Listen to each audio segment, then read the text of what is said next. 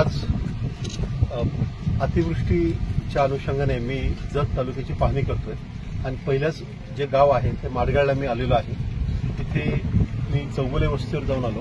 तिथे काही शेतकऱ्यांची अतिवृष्टीमुळे घरं पडलेली आहेत, त्या घरांची पाहणी केली। आता माझ्या पाठीमागे जे शेत आहे ते माळी नावाच्या माणसाचं आहे। तिथं त्यांनी बाजरी लावली होती आणि ती सगळी बाजरी आज पाण्याखाली गेलेली आहे आणि फुलोरा आलेला आहे, दाणे पण धरलेले आहेत त्याच्यात। मात्र आता पाणी जे आहे ते अजून एक 8-10 दिवस इथून हटणार नाही असं दिसतंय आणि त्याच्यामुळे त्यांचंही पिकाचं खूप नुकसान होणार आहे। या अनुषंगाने तालुक्याचे